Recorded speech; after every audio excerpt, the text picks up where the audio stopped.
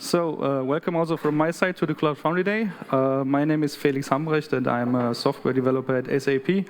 And today I would like to talk a little bit about something that Emilia already talked earlier about in the working group update. It was a feature we developed with the logging and metrics team in the Cloud Foundry community, and it is introducing MTLS support for Syslog-Drains. I would first of all like to give a motivation why we started developing this feature, and also talk about the challenges we faced when implementing it, and about the lessons learned, and give a conclusion about it. So the motivation, as so often, started with a user having a request. In that case, it was somebody who said, I want to collect my business-relevant application logs via a secure and highly performant logging architecture. So being part of the team that works for the Loggregator at SAP, we thought about different log flows in the logging architecture and came up with these three. Log API flow via the well-known firehose nozzles. Log cache is used for famous CF logs calls, which might be used by many of you when debugging applications in Cloud Foundry. And the third option we thought about was third-party log forwarding via Syslog agent. So let's have a look and see the Cloud Foundry logging architecture. It looks quite complex at the beginning, but we only want to focus on the basic building blocks, which are the big blue ones.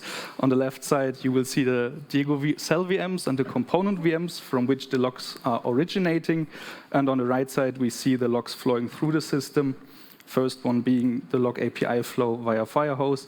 Also mentioned by Emilia, Firehose is more or less deprecated and gone, but we still have it at the SAP as we are moving towards the so-called shared nothing reference architecture in which this is gone. So that option was not usable in our use case. Second option is the log cache flow via CF logs. Using the CF CLI, you can query your logs flowing through the log cache VMs. Also a nice option if you want to debug your applications, but as the logs are all shared in the log cache VM, all application logs are shared there, it is not 100% reliable. What might happen is that as soon as the log cache reaches a certain memory threshold, it is cleaned up and all logs are gone, meaning that if you have business critical data in your logs, they will be gone once, for example, huge Java stack traces come in and clean up the cache. So what is left there is a third option, which are the Syslog agents placed on all the Cloud Foundry VMs.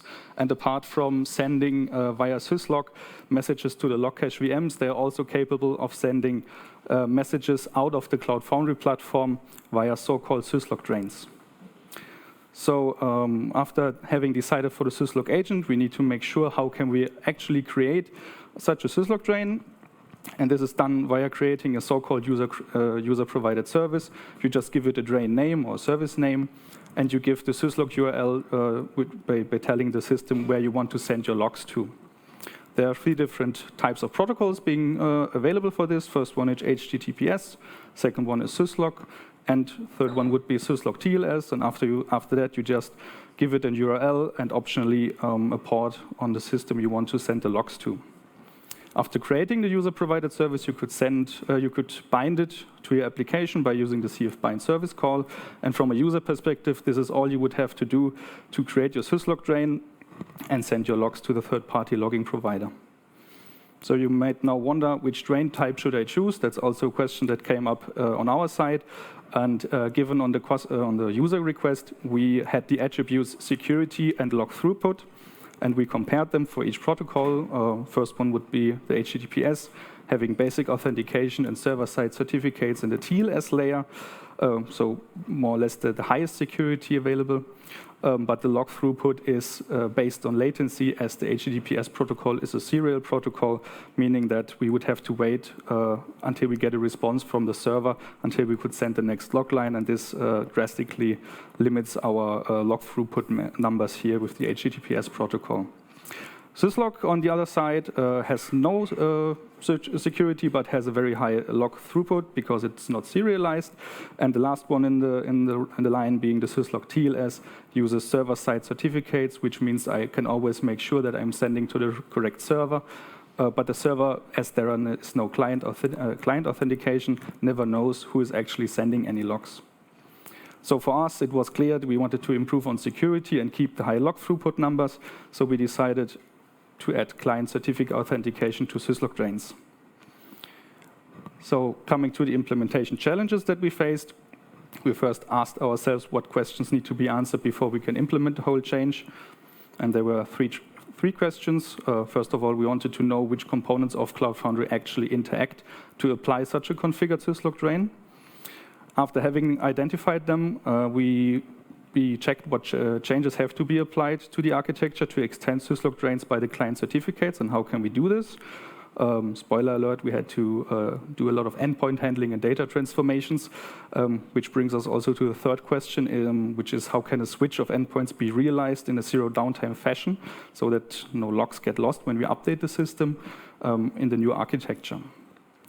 So let's start with the first question, which is identify the interacting components. You can see on the left side clearly the VMs in Cloud Foundry, on the right side the processes on the VMs that interact when getting the Syslog-Drain data.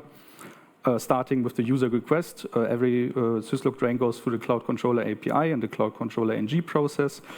There is a so-called Syslog binding cache on the scheduler VMs, which polls continuously for the Cloud Controller API to get the data. And then this is then queried by the Loggregator Syslog agents running on all Cloud Foundry component VMs. In more detail, this looks like this. Let's zoom in on the Cloud Controller. The user has issued already its CF create user provided service call and the CF bind service to the external API. The Cloud Controller NG processes this data and puts it into the Cloud Controller database, creates an entry in the service instances table with an ID, a GUID of the application, some credentials, and the Syslog-Drain URL to which we want to send the logs to. This is then exposed internally via the internal v4 Syslog-Drain URLs endpoint and is queried by the scheduler, more precisely the Syslog binding cache. You can also see here that the bindings structure is based on app ID, and in an array of drains you get all the URLs configured for that specific application, and the host name, which is the root you get when you push a CF application. Finally, in this diagram, the CF component VMs have a Syslog agent running and querying the bindings endpoint on the Loggregator Syslog binding cache. And together with the logs coming from the Bosch processes from the forwarder agent, they can combine the app IDs with the configured URLs and then forward the logs accordingly. So now that we know the interacting components, we had to make sure that we extend the whole data flow that the user has to enter to create a Syslog-Drain with client certificates. And we found that the create user provided service also has a parameter for credentials, and we decided to add in a cert and key field there to create such a Syslog-Drain with client authentication. So how does it look like on the Cloud Controller side? Again, we see that the user provided service creation is extended by the credential parameter. Also, the previously more or less empty credentials are now enriched with certificate and private key data. And we also decided to expose this data via a new endpoint, being the v5 Syslog-Drain URLs. v5 would then be queried again by the Loggregator Syslog binding cache. We did data transformations in the binding cache, kept the old structure, renamed it to legacy bindings, and added the new structure, which focused on the URL as a parameter and the credentials containing certificate and key data. And under the apps array, we then put application ID and host names. This, of course, could then be queried again by the Loggregator Syslog agents with the v2 bindings endpoint, and then they would be able to create the secured Syslog-Drains. So after we extended all of this, we needed to make sure that we lose no logs when we update our whole architecture to this. So we thought, how can we do this zero downtime update procedure? The initial idea was, just simply update the Cloud Controller first in one release, update the scheduler in another release, and then go for all other component VMs where this Syslog agent is running. But that would basically create a dependency between releases, and we did, after discussions with the community, decided to not do that, as some people might just skip a release, or you never know what happens, and suddenly there's downtime in the log architecture, and we don't want that. This brings us to the second bullet point and the third bullet point, as we decided to have it all in one go. we needed to make sure that the component update ordering is not causing any troubles here. In a perfect world, we would just update the Cloud Controller APIs first, then the scheduler, and then the component VMs. But since you can never be sure how some Cloud Foundry developers update these components, we needed to make sure to query the endpoints in the right order. This is why we added the retry mechanisms and endpoint availability flags. And I'll showcase this in a second, the possible scenarios we thought of and how it works. So ideally, you have these three components running the v4 and bindings endpoint on Cloud Controller API and scheduler. And you want to end up with something like that with the v5 Syslog-Drains URLs endpoint and the v2 bindings endpoint, respectively. So when we added the retry mechanism and endpoint availability flags, I'll just showcase this for Cloud Controller and scheduler, as this is the same procedure between scheduler and CF component VMs anyway. So the first scenario is the most simple one. You have the Cloud Controller API already updated and the scheduler is not updated. This is pretty straightforward. Scheduler just continues querying the old v4 endpoint and serves the bindings endpoint. That's it. No problems here. And as soon as the scheduler is updated, everything goes well. Second scenario is exactly the other way around, where the Cloud Controller API is not yet updated, but the scheduler tries to query the v5 endpoint already. This would mean that the scheduler somehow needs to retry, as it cannot reach the v5 endpoint on v4, and then fill out the bindings and v2 bindings endpoint with not available credential data, but still having the Syslog-Drains that are already configured in the system running. The last scenario might be the most interesting ones. Okay, here's the retry on v4. Last one would be that both components are updated, but for some reason, some downtime, some timeout of the connection, for whatever reason, the v5 endpoint on the Cloud Controller API is not updated. For the scheduler, in our scenario, it would mean just retry on v4, but that would also mean that the bindings and v2 bindings endpoint would not contain any client certificate data anymore, meaning that for that period of time until the v5 endpoint is available again, we would not have any secure Syslog-Drains. So what we did is we decided to add an availability flag in the v4 endpoint as soon as the Cloud Controller is updated, telling the scheduler, hey, actually v5 is available, something must be wrong here. That means the scheduler should keep the cache as is, not really retrieving any updates, but at least keeping the available Syslog-Drains secure. So in a final state, this would then look like this, where all endpoints are available, mainly v5 and v2 are queried, and everything goes well. So let me just showcase this in a demo, where I'm already logged in Cloud Foundry and also in Bosch.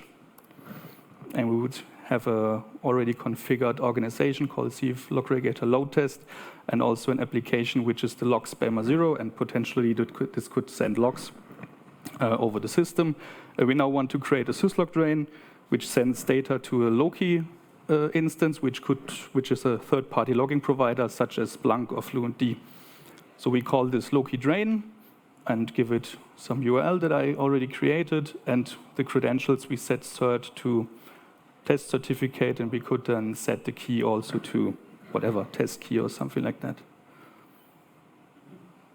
So that worked. We now need to bind the service.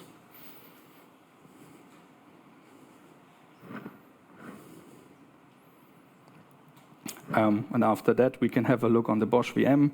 To have a look at the Loggregator syslog binding cache, we need to jump on the scheduler.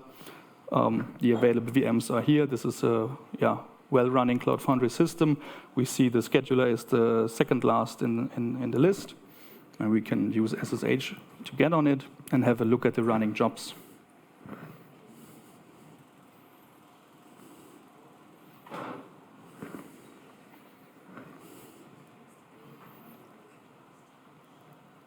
So here's the list of the running jobs. Somewhere in the middle, cannot use the mouse right now, but the Loggregator syslog binding cache is available. And cool thing is, as this is a component VM of Cloud Foundry, of course, we also have the Loggregator syslog agent available, meaning that we can reach both endpoints from the scheduler. We will now go into the Loggregator syslog binding cache. We'll have a look at the certificates. We need to query the API endpoint, the API CA, client cert, and client key. And we also have the URL already ready. and v4, running it through JQ for a better output, showing us our configured drain without any certificate data, and doing v5 will show us a different structure, being focused on the URL, syslog, TLS, Loki, whatever, and also available the certificate and key data. And you may also see that there is a field called CA. This is something that the colleagues from the logging and metrics team added on top of our changes, which is really nice. Let's do the same thing for the bindings endpoint on the Loggregator syslog binding cache. And by the way, v5 is available on top. You can see there's the flag set to true.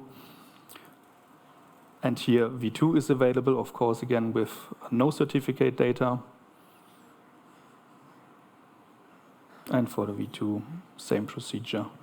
We get the test key, test certificate, and no CA, as I have left it out when creating the user-provided service. So jumping back, we have only left is the conclusion. So what we did, we started a feature development for the Cloud Foundry community, and our focus was set on highly performant and also knows highly secured Syslog-Drains. And the actual challenge, and faced a lot of problems here, was to apply a multi-component zero downtime update procedure with many data transformations in between the components and endpoint handling with the retry mechanisms and availability flags. This feature was released, I think Emilia told it already, in January of 2023. And as I just said in the demo, it was even extended by the community by custom server-side certificate authorities, which means, bringing me to the last slide, special thanks to the contributors Benjamin Fuller and Carson Long, who helped us a lot, gave feedback on the PRs and then a proposal that we entered. Panos, who was a third-party developer for ours, and Jovan and Philip Thun, who gave a lot of feedback for the cloud controller and Loggregator architecture. Thanks for your attention. I'm now available for questions in person or via Slack.